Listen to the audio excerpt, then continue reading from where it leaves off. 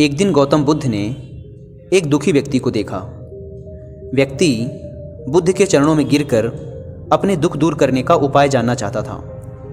गौतम बुद्ध ने उस व्यक्ति को अपने पास बिठाया और बोले, तुम व्यर्थ में चिंतित हो रहे हो, सुख दुख हमेशा नहीं रहते। मैं तुम्हें एक कथा सुनाता हूँ, ध्यान से सुनो। किसी नगर में एक सेठ रहता था। वह बड़ा ही उदार और परोपकारी था। उसके दरवाजे पर जो भी आता था वह उसे खाली हाथ नहीं जाने देता था और दिल खोलकर उसकी मदद करता था।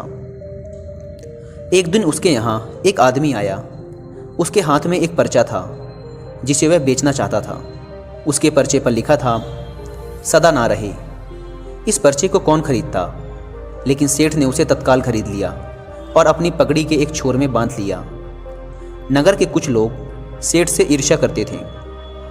उन्होंने एक दिन राजा के पास जाकर उसकी शिकायत की, जिससे राजा ने सेठ को पकड़वाकर जेल में डलवा दिया। जेल में काफ़ी दिन निकल गए। सेठ बहुत दुखी था, क्या करे, उसकी समझ में कुछ नहीं आ रहा था। एक दिन अकस्मात सेठ का हाथ पगड़ी की गांठ पर पड़ गया।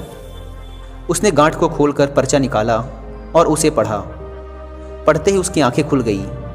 उसने मन ही मन कहा, अरे तो दुख की बात क्या है। जब सुख के दिन सदा ना रहे तो दुख के दिन भी सदा ना रहेंगे। इस विचार के आते ही वह जोर से हंस पड़ा और बहुत देर तक हंसता रहा। जब चौकीदार ने उसकी हंसी सुनी तो उसे लगा सेठ मारे दुख के पागल हो गया है। उसने राजा को खबर दी। राजा आया और उसने सेठ से पूछा, क्या बात है। सेठ ने राजा को सारी बात बता दी। उसने कहा, राजन, आदमी दुखी क्यों होता है।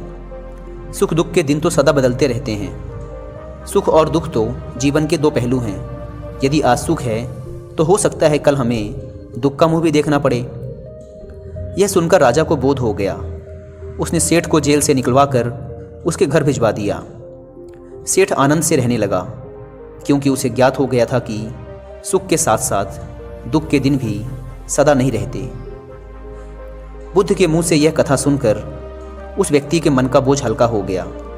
उसने गौतम बुद्ध का आशीर्वाद लिया और अपने घर की ओर चल पड़ा।